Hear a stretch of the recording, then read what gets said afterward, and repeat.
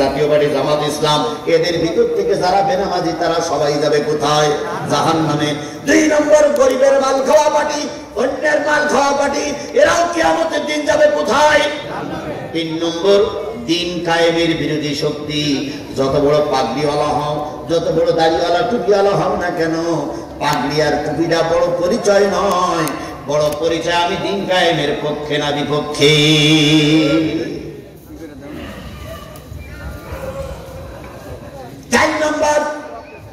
4 নম্বর ওয়াকুন্না নুকাযযিবু বিয়াউমিদ্দিন, যারা পরকাল অস্বীকার করেন, পরকালের কথা চিন্তা যাদের ব্রেনে নাই, চিন্তা চেতনায় নাই, তারাও যাবে জাহান্নামে। সুতরাং এই 4টে শক্তি, 4টে দলের লোক যদি জাহান্নামে যায়, আপনি কি তাদের সঙ্গে থাকতে রাজি আছেন? জাহান্নামীদের সঙ্গে থাকবেন কারা কারা? হাত তোলেন। জাহান্নামীদের সঙ্গে কারা কারা থাকবেন? হাত তোলেন। থাকবেন না কেউ? তাহলে বেনামাজি জাহান্নামে যাবে। আপনারা যদি জাহান্নামে যাওয়া বন্ধ করতে হয় তাহলে আজকে থেকে কি করতে হবে? এই মুসলমান কথা বোঝেন, আমার কথা বোঝেন। যদি জাহান্নামের দরজা বন্ধ করতে হয় তাহলে আজকে থেকে কি করতে হবে? নামাজ পড়তে হবে। 2 নম্বর গরিবের মাল, জনগণের মাল খাওয়া পার্টি জাহান্নামে যাবে। তাহলে আজকে থেকে নিয়ত করতে হবে যারা এই পর্যন্ত গরিবের মাল খেয়েছে বা খাওয়া পার্টি, ওদের সঙ্গে আমরা থাকবো না। 3 নম্বর দিন কায়েমের বিরোধী শক্তি যাবে জাহান্নামে। তাহলে আজকে থেকে নিয়ত করতে হবে যারা দিন কায়েমের পক্ষে আন্দোলন করতেছে তাদের পক্ষে থাকতে হবে। 4 নম্বর যারা পরকাল অস্বীকার করে, ধর্ম কর্ম মেনে চলে না, তারাই থাকে যাবে জাহান্নামে। 4টে লোকের পরিচয় যখন হয়ে গেল, তখন ফেরেশতারা বলবে কিলা দুখুলু আবওয়াবা জাহান্নাম, জাহান্নামে ঢোক ঢোক ঢোক। তোর দল সরকার ছিল তাই কি হলো? তুই ঢোক। খালিদিনা ফিহা, অনন্তকাল এখানে থাকবি। আর ফাবি'সা মাসওয়াল মুতাকাব্বিরিন, জেনে রেখো অনন্তকারীদের আবাসস্থলের এখনই হয়। সুতরাং আমার আলোচনা শেষের দিকে শুধু এতটুকু বলবো, বেনামাজির সঙ্গে আমরা, আপনারা কি আমার সঙ্গে একমত? সবাই কি একমত? সবাই কি একমত? তাই যদি হয় আজকের এই কোরআনের মাহফিল থেকে নিয়োগ করতে হবে দিন কায়েমের পক্ষে যারা আছে আমরা তাদের পক্ষে থাকবো। কারা কারা দিন কায়েমের পক্ষে থাকতে রাজি আছেন? 2 হাত উঁচু করে আল্লাহ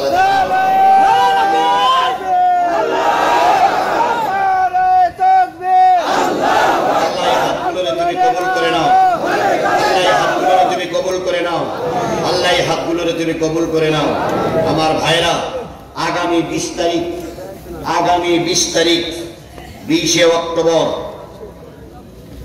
নিশি বগুড়া আশরাফুল উলুম হাফিজিয়া কওমি মাদ্রাসার সামনে আমার মাহফিল আছে। ইনশাআল্লাহ ওই দিন আবারও দেখা হবে। আল্লাহ সবাইকে কবুল করুন। সূরা ফাতিহা ইখলাস শরীফ পড়ি সবাই। বিসমিল্লাহির রহমানির রহিম, আলহামদুলিল্লাহি রাব্বিল আলামিন, আর রহমানির রহিম, মালিক ইয়াউমিদ্দিন, ইয়াকা না'বুদু ওয়া ইয়াকা নাস্তাঈন, ইহদিনাস সিরাতাল মুস্তাকিম। ভাই যারা চলে যাচ্ছেন তাদের কবরে কোনো লোক যদি থাকে, যে দলে নামাজি বেশি সেই দলেই থাকবে। কি পারবেন না? পারবেন না? পারবেন না? কোন দলে থাকবেন ওটা আপনার ব্যাপার। আমি কোন দলের নাম উল্লেখ করে কালারিং হব না, কারণ আমি কোন দলের পক্ষে দালালি করতে আসিনি। আমাকে এখানে নিয়ে এসেছেন কোরআন হাদিস বলার জন্য। কথা বলেন ঠিক না? ঠিক। সুতরাং কোন দলে থাকবেন ওটা আপনার ব্যাপার। নিয়ত করতে হবে যে দলে নামাজি বেশি ওই দল জান্নাতি, আমি ওই দলের ভিতরেই থাকবো। আমি নেতা হব না, একজন কর্মী হব, তবে নামাজি লোকদের সঙ্গেই থাকবো। পারবেন তো? 1 নম্বর। 2 নম্বর ফেরেশতারা বলবে তোরা সামনের কাতারে যারা, তারা কারা? নামাজি। এই 2 নম্বরের কাতারে তোরা কারা রে? ক্বালু লাম নাকু মিনাল মুসাল্লিন ওয়া লাম নাকু নুতিমুল মিসকিন। 2 নম্বর কাতারের লোকগুলো মাথা উঁচু করে বলবে ভাই আমি গরিবের মাল খাওয়া পার্টি। আমরা এই যে 2 নম্বর লাইনে সরকারে আছি, সব গরিবের মাল খাওয়া পার্টি। আমার সঙ্গে রাগ করে লাভ নেই। কে বলতেছে? সূরা মুদাসসির 41, 42, 43, 44, 45। দয়া করে যারা আমার কথা শুনে আজকে মুখটা মলিন করতেছেন, আমি বুঝতে পারতেছি আপনার অন্তরে ঘা লাগতেছে, যার কারণে আপনার মুখ, আমি বুঝতে পারছি আপনার ঘা লাগতেছে। আপনার কাছে অনুরোধ, আপনি যা সবার আগে সূরা মুদাসসিরের 41, 42, 43, 44, 45 নম্বর 5টা আয়াত দয়া করে পড়ি। শুনবেন আল্লাহ বলতেছে 2 নম্বরে যারা জাহান্নামের লাইনে বসে আছে, দাঁড়িয়ে আছে, এরা সব গরিবের মাল খাওয়া বাটি। গরিবের কি খাওয়া বাটি? এবার বলুন তো আমাদের দেশের মাল খাওয়া বাটি আছে না নাই? আরো জোরে বলেন আছে না নাই? ও বন্ধুরে, প্রায় ব্যাংকগুলো সব দেউলিয়া হয়ে গেছে। আমাদের ব্যাংকের থেকে কোটি কোটি টাকা মিথ্যা লোন নেওয়ার নামে সব বিদেশে পাচার করে দিয়েছে। আল্লাহর কসম, যদি বিদেশের ওই টাকাগুলো দেশে ফিরিয়ে আনা যায়, 2 বছর জাতীয় সংসদে কোনো বাজেট পেশ করা লাগবে না। ওই হারানো টাকা ফিরানো টাকা দিয়ে 2টা বছর আমাদের চলে যাবে। যদি বিদেশে যে টাকাগুলো পাচার হয়েছে ওই টাকাগুলো যদি আমরা ফিরিয়ে আনতে পারি, পদ্মা সেতুর মতন 10টা সেতু বানানো যাবে। বিদেশের কাছে ঋণ নেওয়া লাগবে না। সব টাকাগুলো খাইছে জিবরাইল আর নেকাই।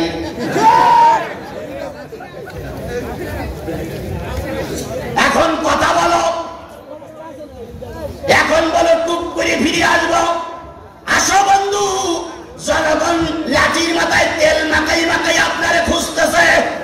একটু এসে দেখো জনগণ কিভাবে তোমারে বরণ করে। আসো আসো। ওনারা বলতেন ক্ষমতার থেকে নেমে গেলে 1 লক্ষ লাশ পড়বে, তাই বলতেন না? ওনারা ক্ষমতার থেকে নেমেছেন 2 মাসের বেশি হয়ে গেছে। আমরা যদি ইচ্ছা করতাম 1 লক্ষ নয়, লাশের স্তূপ করে গোটা বাংলাদেশের সব রাস্তা আমরা লাশ দিয়ে বন্ধ করে দিতে পারতাম। কিন্তু আমরা হিংসায় বিশ্বাস করি না, আমরা প্রতিহিংসায় বিশ্বাস করি না। আমরা দেশের স্বার্থে, জনগণের স্বার্থে আপনাদেরকে ক্ষমা করে দিয়েছি। এর মানে এই নাই যে তোমাদের কথা আমরা ভুলে গেছি। তোমার কারণে আমার সন্তান রাজপথে লাশ হয়েছে, তোমার কারণে আমার স্ত্রী বিধবা হয়েছে, তোমারই কারণে আমাকে এতিম বানানো হয়েছে, তোমারই কারণে 20টা মামলা আমার করে দেওয়া হয়েছে। সব আমাদের মনে আছে, সব আমাদের মনে আছে। কথা বলে ঠিক না বেটি? কিন্তু আমরা প্রতিশোধে বিশ্বাস করি না, তাই এখন প্রতিশোধ নিচ্ছি না। কিন্তু এর মানে এই নাই সব ভুলে গেছি। আজ হোক কাল হোক জনগণের আদালতে তোমাদের বিচার হবেই। আজ হোক কাল হোক জনগণের আদালতে তোমাদের বিচার হবে। যে জিনিসটা বোঝাতে চাচ্ছিলাম সেটা হলো, এতিমের মাল খাওয়া পার্টি যাবে কোথায়? আরো জোরে বলেন কোথায়? এতিমের মাল খাওয়া পার্টির ভিতরে আছে ব্যাংক লুটকারীরা, এতিমের মাল খাওয়া পার্টির ভিতরে আছে পরের জমি দখলকারীরা, এতিমের মাল খাওয়া পার্টির ভিতরে আছে পরের দোকান দখলকারীরা, এতিমের মাল খাওয়া পার্টির ভিতরে আছে সাদা আদায়কারীরা। এখন দেখা যাচ্ছে একদল পালাইছে আর একদল রাস্তায় সাদা তুলতে শুরু করেছে। একদল বলেছে মনে করি না আমার জমি আর দখল হবে না, তাও দেখছি আবার কিছু কিছু লোক যে জায়গা দখল করতেছে, কিছু কিছু লোক কি বলে দোকান দখল করতেছে। তাহলে আমরা ডাকাত তারাই চোর ডাকাই চোর পালাই চোর তারাই কি ডাকাত পুষতেছি? এই জন্য আমাদের সিদ্ধান্ত নিতে হবে, এতিমের মাল খাওয়া পার্টি, গরিবের মাল খাওয়া পার্টি, পরের মাল আত্মসাৎকারী যাবে কোথায়?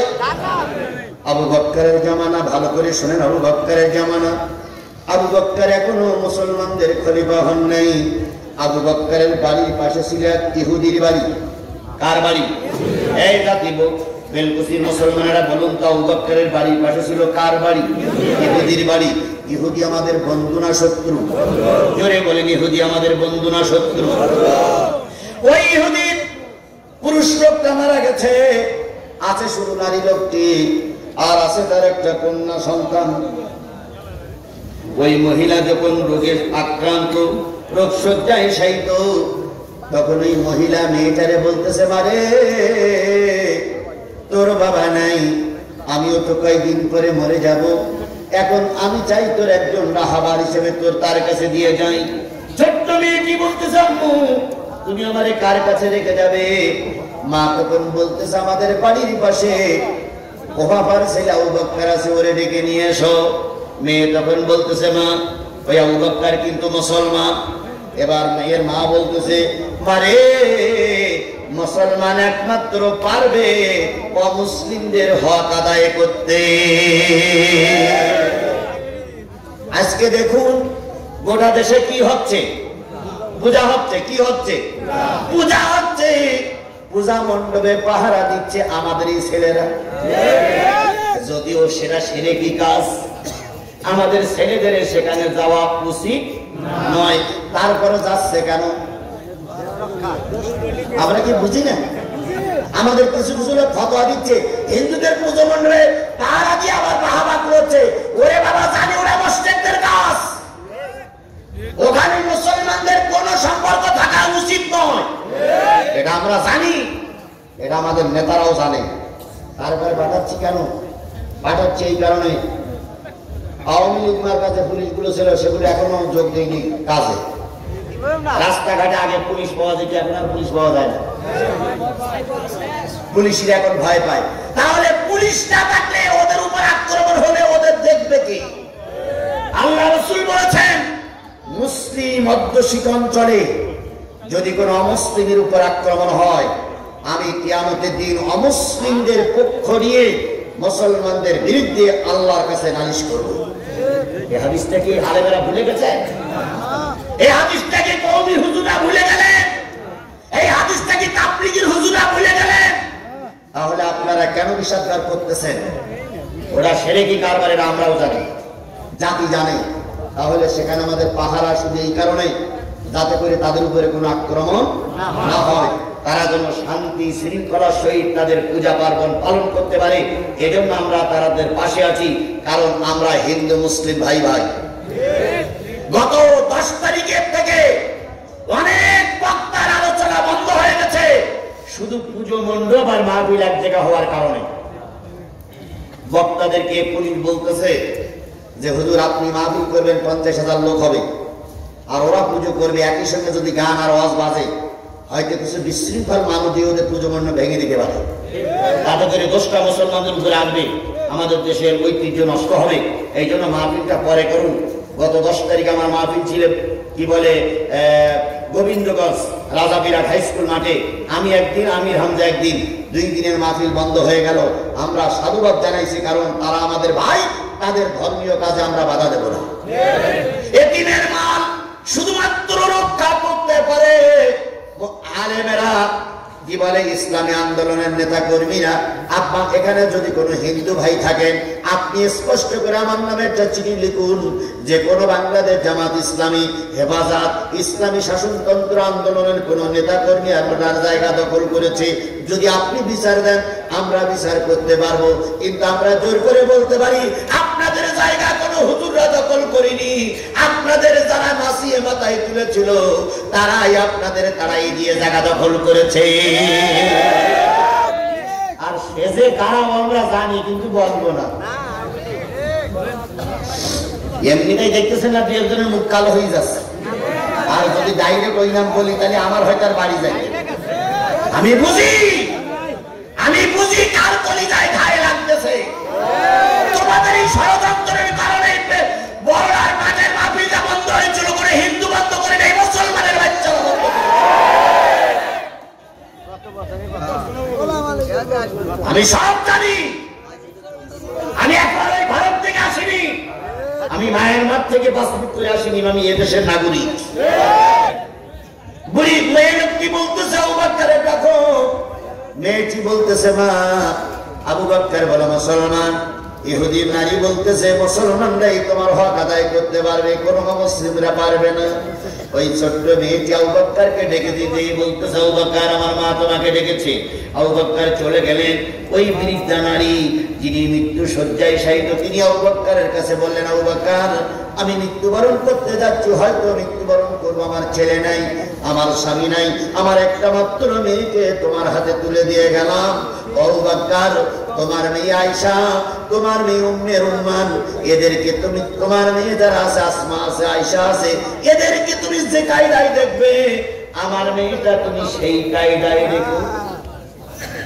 আবু বকর বললেন বোন তুমি নির্দ্বিধায় চলে যেতে পারো, তোমার মেয়ের দায়িত্ব আমি আবু বকর নিজে কাঁধে তুলে নিলাম।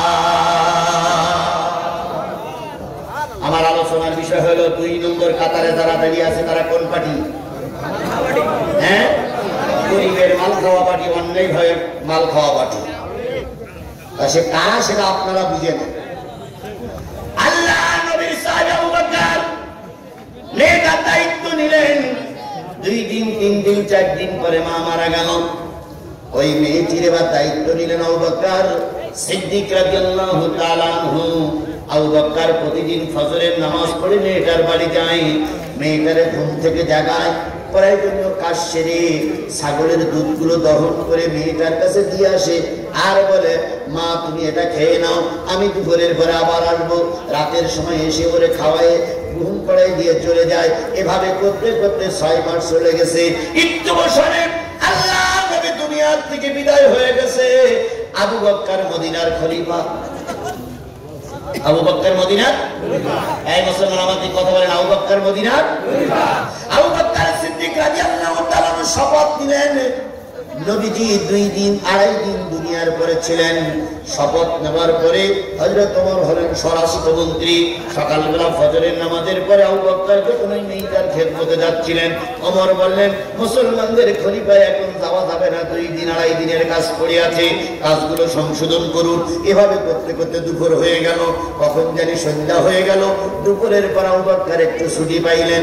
এদিকে মেয়েটার ঘটনা ঘটেছে।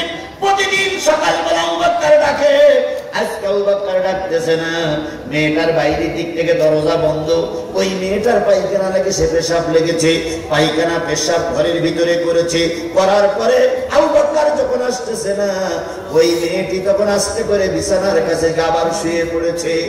ডান পাশে ডান চোয়ালিতে হাত দিয়ে মেয়েটি বলতেছে আম্মু তুমি বলেছিলে মুসলমানরা বেধর্মীদের বন্ধু, তুমি বলেছিলে মুসলমানরা ইহুদিদের বন্ধু, কিন্তু আজকে তাকায় দেখো কবর থেকে আবু বকর নিজের কাজে ব্যস্ত, একটা ইতিম বাচ্চার দিকে তার কোনো খেয়াল নাই। একজন এসে জানালা দিয়ে বলতেছে মেয়ে কাঁদতো কেন? আবু বকরের খবর জানো? আবু বকর তো দেশের প্রেসিডেন্ট হয়ে গেছে। মেয়ে তখন বলতেছে আর আবু বকর আমার খেদমত করবে না। জোহরের সালাত হয়ে গেল। আবু বকর সিদ্দিক রাদিয়াল্লাহু তাআলা ওমরের হাত কানা ধরে বলতেছে ওমর রে, সকাল থেকে ছুটি দেওনি, কারণ এখন আমরা মুসলমানরা ক্ষমতায় নবী নেই, ছুটি দেওনি, আমাকে জোহরের উপরে একটু সময় আমাকে দাও। আবু বকরের কথা শুনে ওমর বললেন ও খলিফাতুল মুসলিমিন, এমন কাকুতি মিনতি করে কথাটা বলতেছেন কেন? উনি বললেন আমি একটা ইতিম বাচ্চার দায়িত্ব নিয়েছি। ইতিম বাচ্চাটা জাতিতে কি? হ্যাঁ মুসলমান কথা বলেন, ইতিম বাচ্চাটা জাতিতে কি? আমি ইহুদির বাচ্চাটার বিয়ের দায়িত্ব নিয়েছি, ওর একটু খেদমত করতে যাব। ওমর তখন বললেন বড় ভাই এ কথা আগে বলেননি কেন? ভাই তুমি তো আমাকে ছুটি দাও না। এবার আবু বকর ছুটি নিয়ে গেলেন। যে বাইরের দিক থেকে তালাটা খুলে ভিতরে যেয়ে দেখে পায়খানা পেশাব একাকার হয়ে গেছে। মেয়েটা কাঁদতে কাঁদতে হাতের তালুটা পানিতে ভর্তি হয়ে গেছে। ওই মেয়েটার মাথার কাছে দিয়ে আবু বকর মাথার পরে হাত বুলাচ্ছে, বলতেছে মারে ঘুম থেকে জেগে দেখ, ঘুম থেকে জেগে দেখ, ঘুম থেকে জেগে দেখ, আবু বকর তোর ঘরে হাজির। মেয়েটি চোখ আলগা করে বলতেছে আবু বকর তুমি মদিনার প্রেসিডেন্ট হয়ে গেছো, আর তুমি মুসলমান আর আমি ইহুদি, আমার সঙ্গে তোমার সম্পর্ক থাকা ঠিক নয়, এই জন্য তুমি তো আমার কথা ভুলে গেছো। আবু বকর পায়খানা পেশাব গায়ে লাগা মেয়েটার বুকের ভিতরে জড়িয়ে ধরেছে, 2 গালে 2 চুমো দিয়ে বলতেছে মারে আবু বকর এতদিন মদিনার খলিফা ছিল না, মদিনার নেতা মারা যাওয়ার পর জনগণ আমাকে খেলাফতের দায়িত্ব দিয়েছে। আমি সকাল থেকে অনেকবার চেষ্টা করেছি তোর কামরা এসে তোর খেদমত করার জন্য, কিন্তু দল আমাকে ছুটি দেয়নি, এই জন্য আসতে দেরি হয়েছে। ও মা তুই আমার গালিগালাজ করিস না, তোরে কিছু খাওয়াইতে পারিনি বলে ফজরের নামাজের পর থেকে এই পর্যন্ত সময় আমি আবু বকর 1 ঢোক পানি একটু খেজুরও গালের ভিতরে ঢুকাইনি, কারণ তোর দায়িত্ব আমার পরে পৌঁছেছে। যদি তোর দায়িত্ব পালন না করি আদালত আখিরাতে আল্লাহর কাছে কৈফিয়ত দেওয়া যাবে না। মেয়েটারে গোসল দিলেন, ছাগলের দুধগুলো দহন করলেন, এরপরে মেয়েটারে বললেন মারে আমি এখন থেকে সকালবেলা আসবো আর রাতে আসবো, দুপুর বেলা আসতে পারবো না, কারণ বড় দায়িত্ব আমার মাথার পরে। মেয়েটি তখন মালিকের কাছে কেঁদে কেঁদে বলতেছে, মালিক বুঝেছিলাম মুসলমানরা অমুসলিমদের শত্রু, কিন্তু আজকে দেখলাম মুসলমানরা অমুসলিমদের বন্ধু।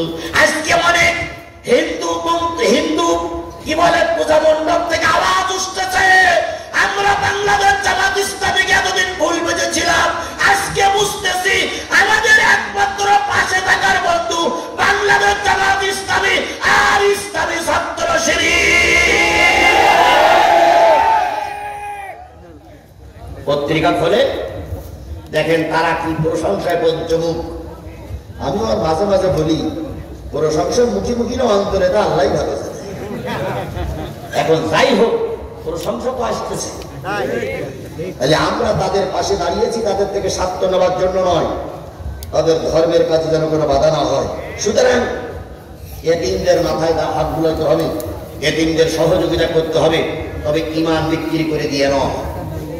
যদি কোনো যুবক, যদি কোনো আমার নেতা কর্মী শুধুমাত্র পুজো মণ্ডপ দেখার জন্য যায়, তাহলে বুঝতে হবে ঈমান বিক্রি দিয়ে মুশরিকদের কাতারে অন্তর্ভুক্ত হলো। আর যদি তারা অসহায় এই মনে করে তাদের পাশে দাঁড়ায়, আল্লাহ রাব্বুল আলামিন অবশ্যই এর ভিতরে বরকত দেবে। কিছু কিছু লোক ফতোয়া দিচ্ছে তারা মুরগার বাসনটা আপনার কি?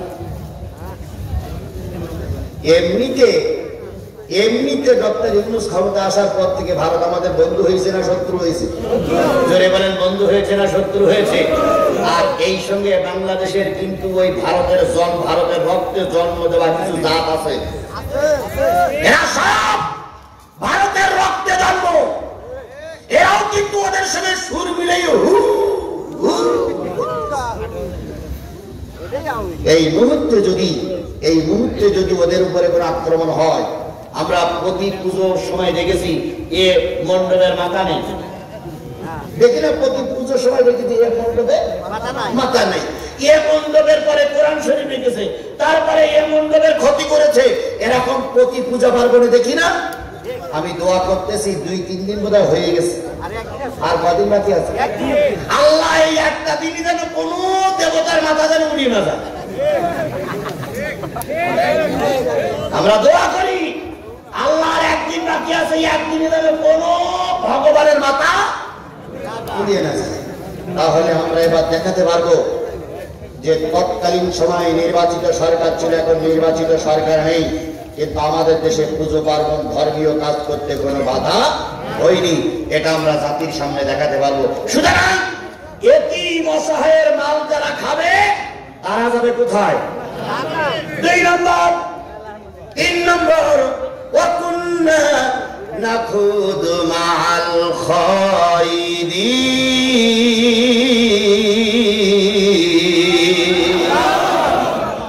ফেরেশতারা বলবে, বুঝলাম সামনের কাতারে কারা দাঁড়িয়ে আছে?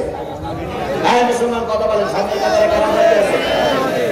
আর 2 নম্বর কাতারে কারা দাঁড়িয়ে আছে? এতিমের মাল কাটা, দেশের মাল খাওয়া মাটি। 3 নম্বরে লাইনে যারা দাঁড়িয়ে আছো, তোমাদের তো হুজুর হুজুর মনে হয়, তোমাদের দেখলে মুখী দাঁড়িয়ে আছে, অথবা তোমাদের দেখলি তো পীর বলে মনে হয়, তোমাদের দেখলি তো বক্তা বলে মনে হয়, তোমাদের দেখলি তো ইমাম বলে মনে হয় তোমরা ইসলাম জানতে, তবে তোমরা জাহান্নামে আসলে কেন?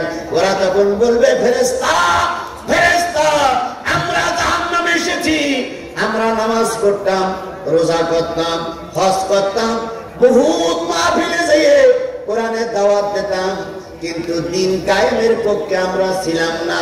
বাংলার জমিনে, পৃথিবীর জমিনে কোরআন দিয়ে চলুক এটা আমরা চাইতাম না। খোলে খোলে তারা ইসলাম বিরোধী তাদের সঙ্গে সঙ্গ রাখতাম, এই কারণে আল্লাহ পাক আমাদের জাহান্নামে দিচ্ছে।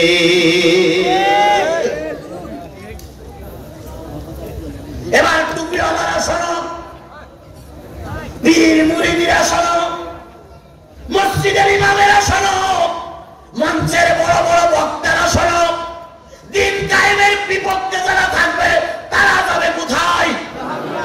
স্পষ্ট করে বলুন, তারা যাবে কোথায়? আরো জোরে বলুন, দিন কায়েমের বিপক্ষে যারা থাকবে তারা যাবে কোথায়? দিন কায়েমের বিপক্ষে শক্তি কি আমার দেশে আছে? এই মুসলমান কথা বলেন আমার দেশে আছে? মুসলমান কথা বলেন আমার দেশে আছে? যদি সব আলেমগুলো দিন কায়েমের পক্ষে থাকতো, আল্লাহর কসম আল্লামা সাঈদীর ধুকে ধুকে মৃত্যুবরণ করা লাগবে না। যদি দিন কায়েমের পক্ষে সব আলেমগুলো থাকতো, আজহারীরে আবার এদেশে এসে আবার বিদেশে যাওয়া লাগতো না।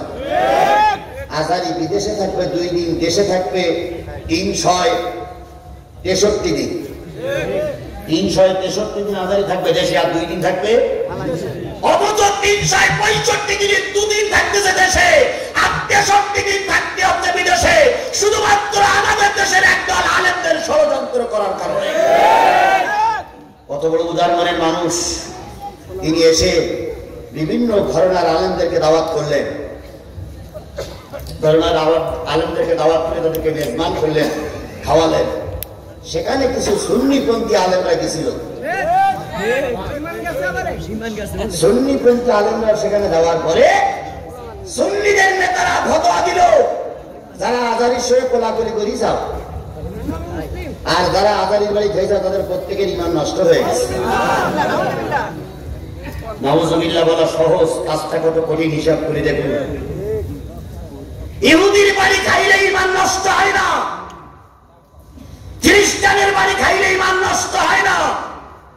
বাংলাদেশের সবচাইতে জনপ্রিয় ইসলামী স্কলার, সবচাইতে জনপ্রিয় বক্তা, যার সাঈদীর পরে জনপ্রিয়তা, সেই ব্যক্তির বাড়ি দাওয়াত খাওয়ার পরে যারা ফতোয়া দিয়েছ ঈমান নষ্ট হয়ে গেছে, কোন কিতাবে আছে জাতি একদিন তোমাদের কাছে জানতে চাই। আবার ওই 2 হুজুর এসে আবার লাইভ এসে বলতেছে দাওয়াত খাওয়াটা আমার ভুল হয়ে গেছে, আজহারীর বাড়িতে যাওয়াটা আমার ভুল হয়ে গেছে। তওবা করতেছে, আস্তাগফিরুল্লাহ রাব্বি মিন কুল্লি। এই সমস্ত সুন্নিদের কারণেই, এই সমস্ত ইসলাম বিদ্বেষীদের কারণেই আমার দেশে দিন কায়েমের পক্ষে বাধা হয়ে দাঁড়াইছে ওরাই। কথা বলেন ঠিক না ঠিক? এবার জাতির উদ্দেশ্যে আমার বক্তব্য, আল্লাহর কসম 53টা বছরের ভিতরে এবার আমরা একটা সুবর্ণ সুযোগ পেয়েছি। বাংলাদেশ জাতীয় সংসদে কোরআন পৌঁছানোর সময় আমরা সুযোগ পেয়েছি, বঙ্গভবনে ইসলামপন্থীদের পাঠানোর সময় আমরা সুযোগ পেয়েছি গণভবনে ইসলামপন্থীদের পাঠানোর জন্য। এই সুযোগ যদি আমরা হাতছাড়া করে দেই রে ভাই, আমার বিশ্বাস 50 বছরের ভিতরে এই সুযোগ আমরা আর পাবো না। এই জন্য সকল আলেমের আমাদের কাছে আমার ছোট্ট দাবি, সকল আলেমের আমাদের কাছে ছোট্ট দাবি, এখন আমাদের সবথেকে প্রয়োজন হচ্ছে দিন কায়েমের পক্ষে থাকা। আল্লাহ রাব্বুল আলামিন বলেন, ইয়া আইয়ুহাল্লাযীনা আমানু ইন্না কাসীরাম মিনাল আহবারি ওয়ার রুহবান লা ইয়াকুলুনা আমওয়ালান নাসি বিল বাতিল ওয়া ইয়াসুদ্দুনা আন সাবিলিল্লাহ والذين يكنزون الذهب والفضة ولا ينفقونها في سبيل الله فبشرهم بعذاب أليم। হে ঈমানদারেরা, তোমাদের ভিতরে একদল আলেম আছে আর একদল পীর সাহেব আছে, যারা মানুষের মালগুলো অন্যায়ভাবে খাচ্ছে। আল্লাহ বলল একদল আলেম আছে আর একদল, কথা বলেন, একদল আলেম আর একদল, তারা মানুষের মালগুলো কিভাবে খাচ্ছে? অন্যায়ভাবে খাচ্ছে। তারা সোনা রূপা গচ্ছিত করে রাখে, কিন্তু কি দেয় না? যাকাত দেয় না। ওয়ায়ানফিকুনাহা ফি সাবিলিল্লাহ, তারা আল্লাহর দ্বীন কায়েমের ব্যাপারে বাধা সৃষ্টি করে। ফাবাশশিরহুম বিআযাবিন আলীম, এই বক্তার এই পীর সাহেবদের জন্য আল্লাহ পাক জাহান্নাম ফিট করে রেখেছে। তাহলে আমি বলতেছিলাম জাহান্নামের সামনে দাঁড়িয়ে আছে কয় গ্রুপ? এই মুসলমান কথা বলেন, জাহান্নামের সামনে দাঁড়িয়ে আছে কয় গ্রুপ? 1 নম্বর গ্রুপে দাঁড়িয়ে আছে তারা কি? 2 নম্বর গ্রুপে দাঁড়িয়ে আছে তারা কি? গরিবের মাল খাওয়া পার্টি, দেশের মাল খাওয়া পার্টি, এতিমের মাল খাওয়া পার্টি। 3 নম্বর লাইনে যারা দাঁড়িয়ে আছে তারা দিন কায়েমের বিরোধী শক্তি। সেই দলে হুজুর থাকতে পারে, সেই দলে জিহাদিও থাকতে পারে, সেই দলে বড় বড় মুহাক্কিক আলেমেরাও থাকতে পারে, কিন্তু আমরা চাইবো যে যাই করি না কেন দিন কায়েমের পক্ষেই থাকবো ইনশাআল্লাহ। ভাই আপনারা 2 একজন উঠতেছেন কেন? অল্প কিছুক্ষণ বসুন, আমি 4টে পয়েন্টের পরে কথা বলেছি। কয়টা পয়েন্ট? এখন 3টে শুনে গেলেন, আরেকটা শুনলেন না, তাহলে আপনার বুঝি আসবে কি করে? 3টে তো বলেছি, আরেকটা এখন বাকি আছে না? সেই দলের ভিতরে কারা পড়ে দেখতে হবে। তাহলে আবারও বলি, জাহান্নামে যারা যাবে, পৃথিবীতে যত লোক জাহান্নামে যাবে তার ভিতরে 1 নম্বর গ্রুপ কারা? ইহুদি, খ্রিস্টান, হিন্দু।